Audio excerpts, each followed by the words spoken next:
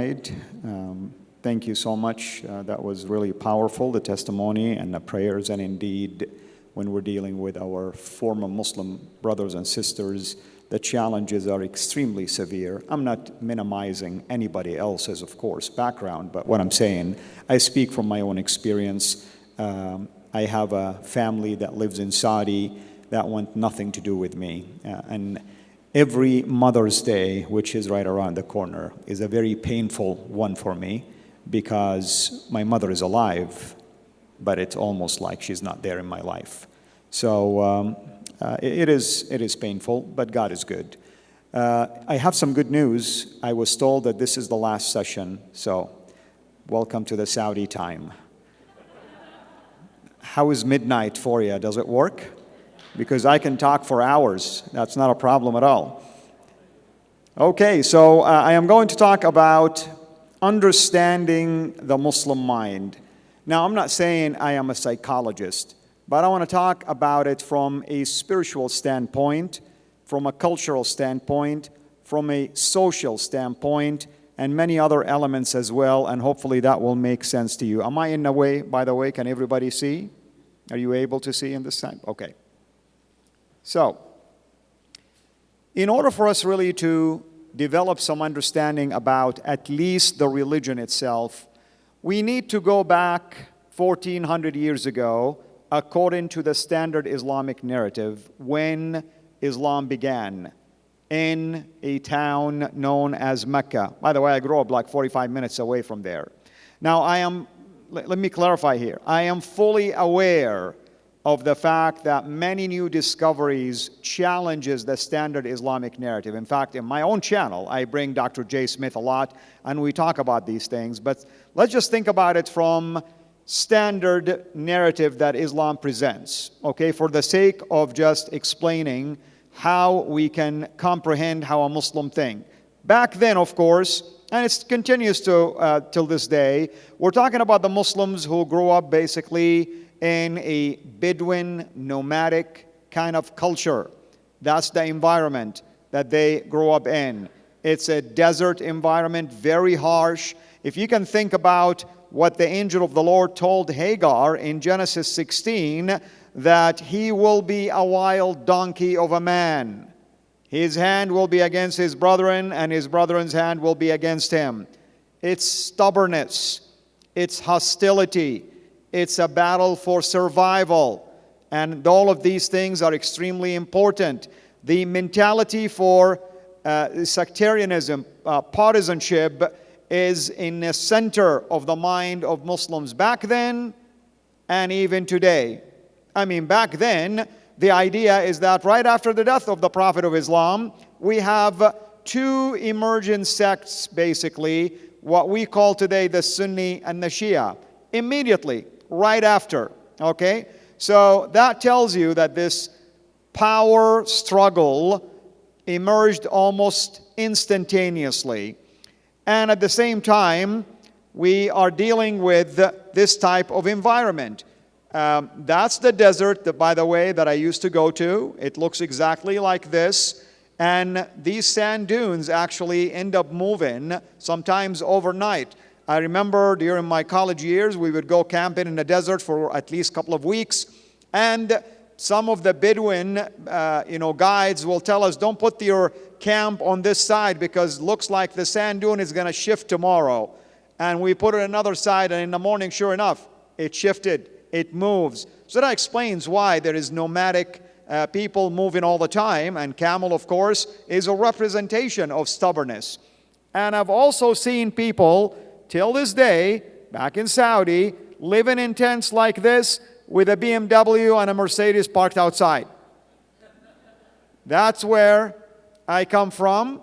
And my town is on the Red Sea. And Mecca and Medina, they're all right there on the west coast. I don't know if you can see them or not, but technically speaking, this is the birth site of Islam according to the standard Islamic narrative, although these days things are pointing north to what we call Petra or towards modern-day Iraq, because the evidence are very overwhelming right now to support at least some influence that came from that side. Now, when it comes to those who follow Islam or even live in an Islamic context, the idea of separation between church and state, I'm using like our language, does not exist. Everything has to do with the flavor of the religion itself. The politics are influenced by that. The culture is influenced by that. The religion is a flavor of that. The community itself is represented by that. Anywhere you go, and recently I've been to a number of Islamic countries. Not all of them, by the way, are under Sharia law, but yet when you walk around, you'll see that the flavor of the religion of Islam is everywhere. So the religion represents everything. How they live, how they talk, how they cooperate with each other, how they interact with one another or with people from other faith, and so on and so forth. There is no separation whatsoever between the religion and all aspects of life. Now, why do I say this? Because if you're dealing with a Muslim person and you're talking to them about coming to Christ, they are weighing in all of these things to make a decision. It's not just, oh, that's my own decision. Okay, let me think about it. I'll get back to you tomorrow. No. Once they recognize the need for Christ, they also begin to count the cost that is going to come with that. And once they start asking you, what would happen to me if I become a Christian? You know they're weighing the cost already, and they know exactly what is going to happen and what's at stake. We're also dealing with a mentality that values honor and shame, and a mentality that really have a lot of value on poetry and conducting poems. In fact, if you look at the Quran, at least the first 13 years of the Quran, allegedly in Mecca, are known to be the poetic chapters of the Quran. They're the shorter ones. They are the ones that rhyme. They have an ease to remember and memorize, but they are the ones that are filled with warnings against leaving Allah, leaving Islam, filled with messages of punishment that is going to be severe against those who are infidels or those who become apostates. And these are the ones, by the way, that we grew up memorizing. These are the ones that we typically use in classroom or in prayer and everything else. So guess what? If you're asking a Muslim to leave Islam, usually they're going to remember a verse or two from these kind of sections and know exactly what the warning was about the decision that they're about to make. The Muslims that when you're typically dealing with, from a cultural standpoint, from an environment standpoint, they tend to be more realistic, not based on theories. They look at life according to experiences. What did happen to my cousin the other day when he told his parents that he left Islam and became a Christian? Oh dear, nothing good happened to my cousin, okay? So they look at the reality of what might happen to them. They weigh in what is the culture like, what is the reaction of governmental authorities, for instance, against those who dare to stand against the faith itself, the reaction of their family, their cousins, their friends towards those who are antagonistic against the faith and the religion. I mean, their influence these days, even in Europe, is unbelievable because they are beginning to weigh in the reality of what is taking shape by way of many people are daring to use social media platforms to attack their religion. They tend to be, at least let's go back to the days of when Islam emerged. The people who, early followers of the faith, presented many evidence of being quick to act, slow to think, or process. They're very emotional, zealot people. They will take action immediately and then think about the action. Think about, should I have done this or not? But at the heat of the moment, they're willing to do whatever it takes. Take, for example, if you go to someone today I would say a person goes to his parents today and say, I am thinking about Christianity, I guarantee you the first reaction is yelling and screaming and maybe even beating him up and kicking him out. Then later they will sit down and say, did we do the right thing? Because the honor side of things always takes form in their life. So we have to be very understanding of the challenges that a person that you are sharing the truth with about Christ from a Muslim background, why do they take a long time to process their need for Christ? Since, I would say, 2012 until almost 2016, I had the privilege of training a lot of campus ministers down in the U.S. Over the course of probably monthly trainings done online or even in person, a number of conferences, and at least people who are serving at a couple of hundred universities and colleges. And the focus was on reaching my people, where I came from, okay? And then they would tell me, man, I took this Saudi student the other day to Starbucks and I shared the whole gospel with them and they still didn't come to Christ. And I say, for how long you've known him? Oh, just for about a week. I look at the guy, I say, I'll be praying for you, bro, because this person may not come to Christ for the next 20 years, okay? Are you willing to wait? Notice in my case, it took 12 years for me to come to Christ. The family that witnessed to me didn't even know.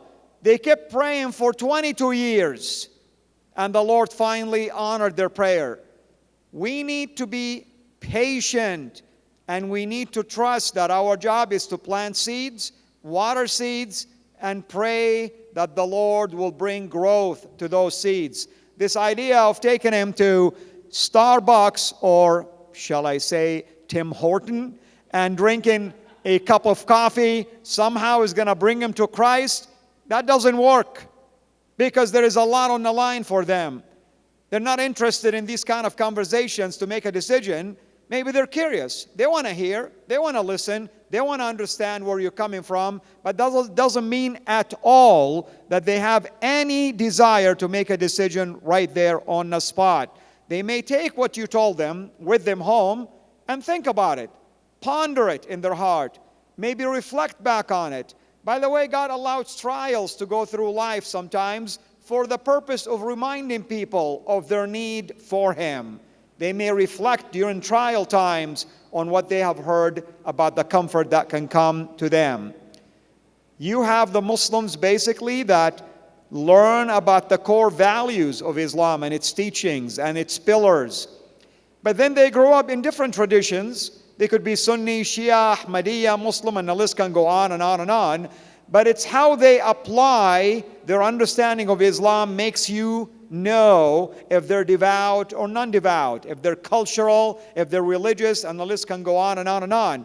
And believe me, I know I'm going to shock you when I say this, a devout Muslim is easier to witness to than a non-devout. Because the non-devout Muslim, you're going to have to take what I call the two-step witness. You have to tell him what Islam teaches and then why you think Christ is the answer. Because they don't even know what Islam teaches in the first place. In fact, they would argue with you, no way that the Quran said something like this. And you go and open the page and show it to them. Oh, okay, I didn't even know. I'm going to ask my imam now. And there you go. We start that cycle typically, and that will take a lot of time. I'm going to skip over a few things, by the way. Islam is a religion that borrowed a lot of things from its days. The idea that there is oneness of God or Tawheed really emerged from other groups like the Sabaean. Praying towards the temple. Well, they learned that from the Jews. The Jews would pray towards the temple, not necessarily that was mandated for them, but at least they pray because the temple represented the presence of God. And in fact, the Islamic traditions claim that for the first at least 15 years of Islam, Muslims were praying towards Jerusalem, and then Allah asked him to change the direction of the Qibla. Well, we don't have any specifics in the Quran about that, but that's what the traditions teaches. The idea of having daily prayers were borrowed also from other groups like the Sabaeans and others as well. Fasting during the month of Ramadan were also borrowed from other groups as well. Doing the pilgrimage to Mecca, believe it or not, the pagan Arabs would do that. So Islam just adapted things and gave it a little spin and called it Islamic. And the list can go on and on and on. Islam is a religion of cut and paste.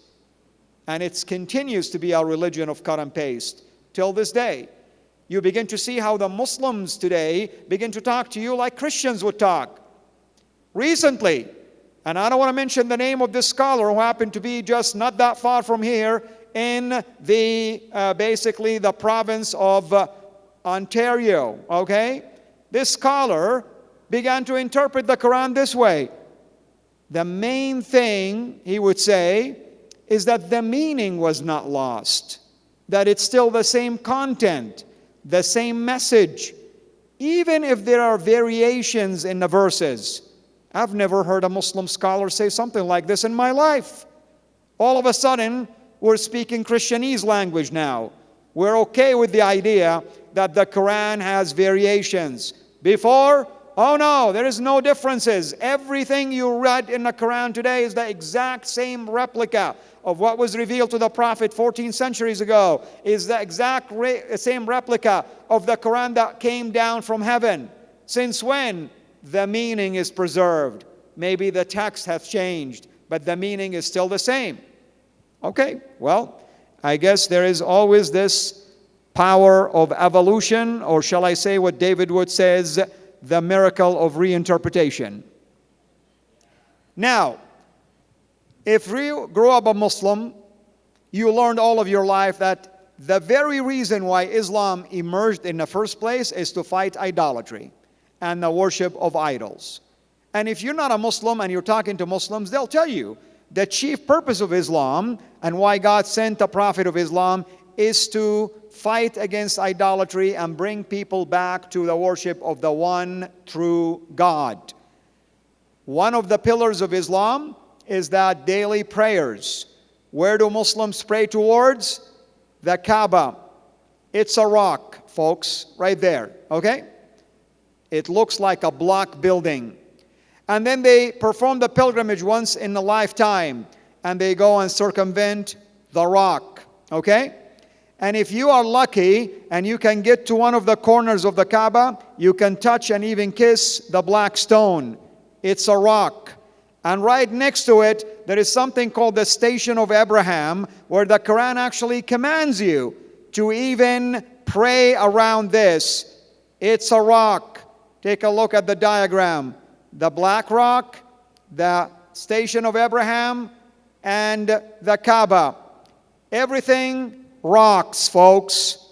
It's a rocky foundation, that's for sure. Take another look at the Station of Abraham. Why was it called the Station of Abraham? Because it has the footprints of Abraham when he was building the foundations of the Kaaba. I have no idea what type of tennis shoes he was wearing, but that's how it looks. It's a rock.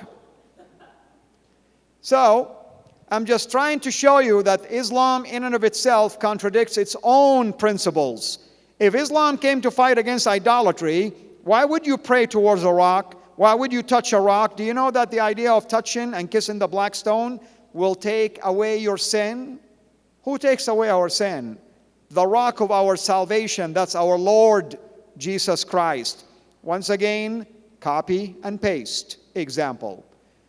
I love, by the way, Muslims in general, scholars and non-scholars. They're very straightforward. Here's a scholar, his name is Zaki Badawi, back in the 80s, wrote the following. Talking about Islam, he says, it's a proselytizing religion, cannot stand still. It can either expand or contract. Islam endeavors to expand. Islam is a universal religion. It aims at bringing its message to all corners of the earth. It hopes that one day the whole of humanity will be one Muslim ummah, one Muslim community, the ummah. As we know the history of Islam as a faith, a state and a community of believers living by divine law. Islam as both government and faith. Other than that, everything gonna be wonderful after that. So, as you can see, Muslims are very faithful to their religion, to their message. They're not gonna hide it from you. Why do I bring that up? And I think it's been brought up a couple of times already. We, as Christians, meet with a Muslim sometimes for 5 years. And I doubt that the Muslim even heard the gospel from us for 5 years. Yet you meet the Muslim for the first time, and I'm going to use an uncommon name in Islam. He'll say, "Hi, my name is Muhammad," okay? And I'm going to tell you something about Islam. This is why I follow Islam, and you're going to go to hell if you don't follow Muhammad. That's day one, okay? They go home, they send you a couple of YouTube links of somebody who debated a Christian. Why are they that bold and we're not? Why are they that proud of their faith and we are not? Why do we feel as if we're afraid or ashamed of what we worship and they are not? We need to at least be willing to show them from day one that we are believers. What's wrong after the conversation ended? Say, "Hey, Muhammad, I noticed you mentioned a couple of things about some distressing things in your life. You mentioned something about your kid or your mother. Guess what? We were told that we can pray for people. How can I pray for you? What's wrong with that? And let's pray. If you have prayer requests next time, please text them to me. I guarantee you, you'll receive text messages at 3 in the morning because they stay up and tell you to pray for a few things." We have to show them that we're not ashamed of our Lord, that we're willing to exercise the authority and the power of His name, even in their life situations. But they need to know, whom do we follow and whom do we believe in from day one? And that can open the door for a whole lot of conversations. Now let's talk about the culture of Muslims in general. They're oral, cultural people. They like to hear things more so than reading it. I'm not saying every single one of them, but culturally speaking, that's typically what they desire. It's no wonder then that the claim is that the Quran was passed down orally over the course of generations, or the Hadith was passed down in an oral format. They learn by observing. They learn by imitating their traditional people, their authority, their forefathers. They learn by hearing about those traditions. They're event-driven. Here's an example of what I mean. You invite a Muslim friend. You say, "You know what? I would love to be your conversational partner. Why don't you bring your English homework and meet me at Starbucks at 6 o'clock, and we can go over it, and I will help you with that." Okay, 6 o'clock, 6:15, 6:20, 6:35, and Muhammad didn't show up yet, and you're already fuming because at 7 o'clock you have something. Then Muhammad shows up at 6:40, telling you that, "Oh, I was walking and I met my cousin and we were just discussing the soccer game and all that kind of stuff," and you're looking at him like, "What? I was waiting for you. Can we do the homework?" "Yes, but I have a question for you. Did you watch the game? What do you think about this penalty kick? Was that legal?" And you're looking at him like, "Why do I have to answer questions like this? We only have 20 minutes left." To them, it doesn't really matter. They may stay with you until midnight talking about the soccer game and then maybe doing the homework. They're not task-oriented. They are event-oriented. They may invite you over for dinner and they say, "You can come in, you and your wife and your kids," and you can say, "What time? 7 o'clock? Okay, 7 o'clock. You knock at the door 7 o'clock and the husband is still taking a nap. And you're like, "Oh dear, did we come the wrong day?" And then they sit down and it's 9 o'clock and the mother will come and tell you, "We are so honored that you're here. What would you like for us to cook right now?" Okay? Have you ever been to places like this? Because that's the culture. They want you to be part of that culture. In our case, it's like they come in and the dinner is ready and they can see it on the table already, and you're like 5 minutes, "Hi, how are you? Come on, let's eat." And you go and eat, and you're like, okay, next we're going to do this. And then at 8 o'clock, we're going to talk about this. And you start looking at this, okay? And you start making like, oh, I have a big meeting tomorrow, okay? They get offended. They think like you don't want them to stay with you. They want to stay until like 2 in the morning talking about the CIA and why they're responsible for everything in the world, okay? These are the kind of conversations that make it fun. But we have to really adapt if we're really interested in reaching out to them. Using stories is more effective for them. Why do you think Jesus uses parables and stories all the time? That's the culture that he was speaking to. Value and learn information handed down, sometimes even from the past. You've heard it says, okay? Somebody told you, and that's why you're adapting to it. That's why you remember it. Oh, my grandfather told me this. My great-grandfather told my father this. And that's how they remember things. It's always about repeating the past. You know, I tell people the difference between us as followers of Jesus and a Muslim is that we're looking forward to the hope ahead of us. A Muslim is always looking at the past, okay? What was behind me? What happened back there? What happened 14 centuries ago, 12 centuries ago, 10 centuries ago? Because they want to honor how things were done. They do not want to invent something new. They understand things within their context. This is why it's okay to give them context for the story so that they can appreciate why things happen that way. I'm going to give you an example of how Jesus himself did something like that, but let me look at the time because the brother is looking at me is like, please hurry up, I can tell. But anyway, so Jesus in Matthew chapter 9 verses 1 to 8, the same story, you're going to find it in Mark chapter 2, verses 1 to 12, the story about a paralytic man. Do you remember? The one that his friends brought him. Mark tells us it's 4 friends that brought him on a stretcher.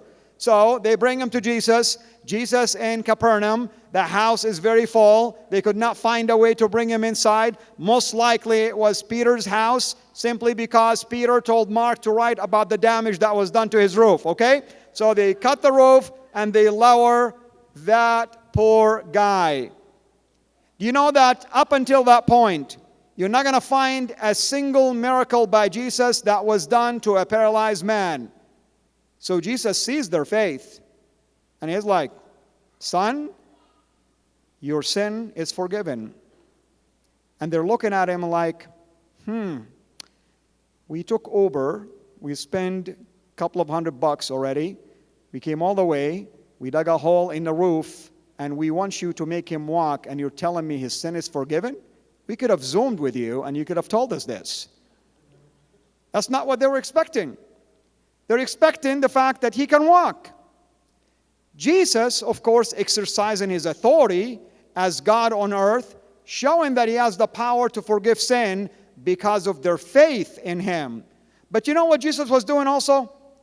The worldview that the people of his days and in that room and the authorities were thinking about is that this person is paralyzed because of sin in his life, or possibly the life of his parents.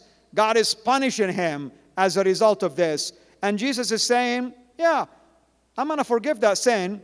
Do you want me to prove to you that his sin is forgiven? Stand up and walk. You see, Jesus was showing them the context of what he was doing, using even their own faulty worldview. Sometimes putting things in context for them can go a long way and can help him appreciate why you're telling him something or why you are trying to help him understand their need for salvation or for Christ. I'm going to keep going here, and let's see if maybe we can cover 1 or 2 items. They like to use a lot of words, okay? So they're going to talk your ears off, trust me on that. And they are going to tell you a lot of stories. They make decisions based on experience, as I mentioned, and they tend to communicate in groups. Have you ever invited one of your friends who's a Muslim, and you start talking to that friend, and you notice that that friend is very interested really in knowing more about Jesus, and now you're excited and say, okay, can we meet like tomorrow at this place at this time? Yes. and you are asking everybody to pray for you, and you're telling him, I'm going to talk to him, and I think the day is the day, and all of a sudden he shows up with 3 people with him. And you're like, oh boy, what just happened? And then you're like, okay, that's fine. But anyway, you talk to him and say, regarding our conversation yesterday, and the first reaction from him is like, what conversation? Oh, remember when we were talking about Jesus and this? Yeah, but I mean, anyway, I was just asking questions. And you're like, oh man, the person is not even interested anymore. The reason why he is doing this, because he's not going to tell his friends that he's interested in Christianity. So you have to really be careful, because he's not going to expose himself in front of everybody. And when you even talk to the group for the first time, maybe you've never talked to any of them, you're talking to them. I'm going to cover the screen for you, ma'am, so you don't see, okay? So you are talking to them, and you saying something about Jesus and why he was crucified, and one person will ask a question, and then you direct your attention to that person, and you will say something to him, then another guy will respond to you. And you look at the guy and say, oh, that's true, but let me finish here. No, I'll answer that question. My friend doesn't know anything about Islam. That's why I'm going to answer it. Okay? So you start talking to this guy. The guy in the middle start answering you. So all of a sudden, everybody is exercising their knowledge and authority. And trust me, you're not going to be able to at least do effective witnessing and evangelism the way you would hope for. If you want to do a witness, do it one-on-one. If you want to do an effective, culturally acceptable witness, male with male, female with female, or at least couple with couple. But don't ever have a male witness into a female, or a female witness into a male. That happened in the past. I used to hear, Brother Al, the other day, me and Christina, my friend, they're both female, we were witnessing to this guy from Saudi, and he was so interested in knowing more about the gospel. I'm like, what are the odds he's more interested in meeting you than the gospel? Okay? So you're going to have to understand the culture. You're going to have to understand their motive. You have to understand how they think. Because we need to be careful not to present to them an image.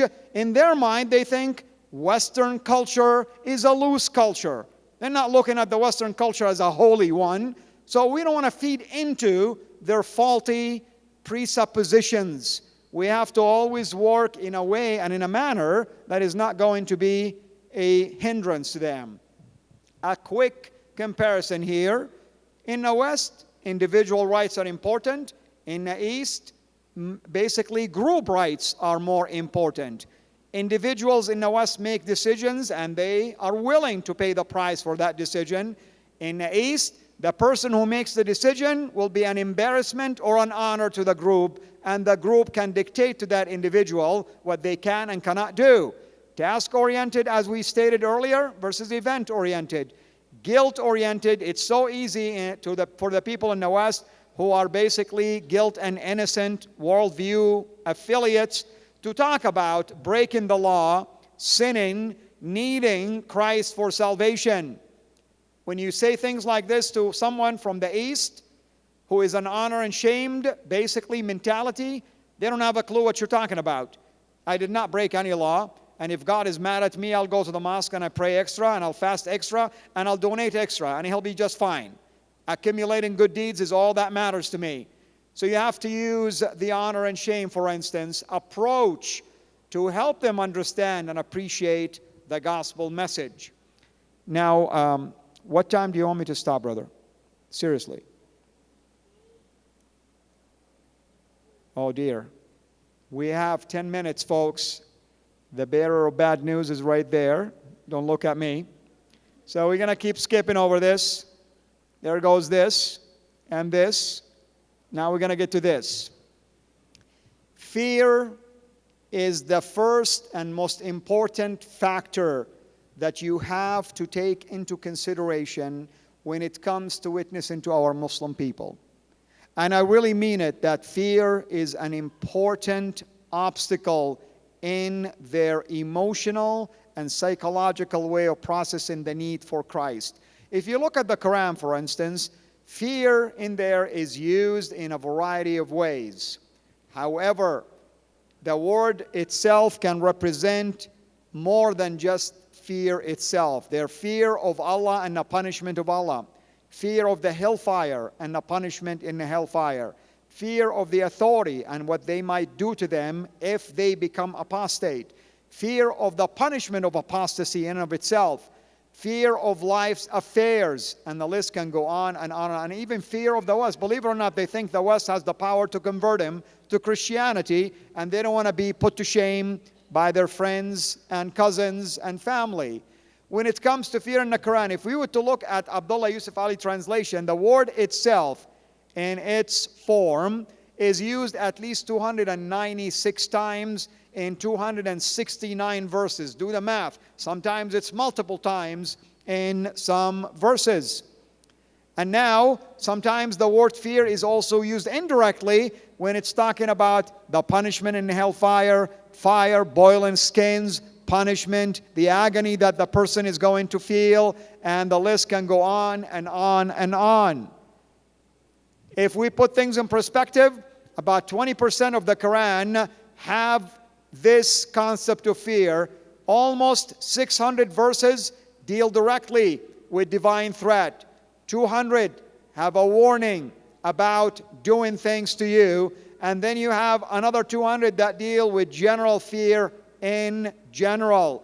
So altogether, in the context of the Quran, we're talking about 25 to 30% of the Quran itself have threatening messages, fearful messages, and you expect the Muslim who reads the Quran or knows anything about the punishment in the Quran for apostates or for leaving Islam somehow to drop everything for you and accept Christ on the spot? That's why we need to pray, and we need to pray all the time, and we need to ask others to pray for these people. I appreciated the fact that the brother earlier asked us all to pray for them as well. This type of mentality can create spiritual fear. I don't want to think about anything else outside of Islam anymore. I don't care why Jesus actually died. I'm a Muslim and I'll stay that way anyway. It impacts the quality of the faith. How would you like it when you are following someone because you're afraid of that someone, not because that someone loves you? Do you think the quality of your faith is genuine anymore? You just want to do whatever it takes to please that someone, in this case, the God of Islam. It encourages the idea of doing good deeds, even if you don't mean it. And it discourages even questioning Islam or having critical thinking mentality. And obviously, the ultimate result is it would prevent him from even truth seeking. This is why I tell people, don't wait for the Muslim friends to ask you questions about the gospel. You just find a way to open the door for it. Sharing stories about yourself, your testimony, asking direct questions about salvation in Islam and what is eternal life and what is assurance and all that kind of stuff. Otherwise, you wait on them. Best of luck with that. You may find one here or there, but that's not really every one of them that you're going to meet, because they're not interested in finding truth. They think they are followers of the truth already. Let's keep going here.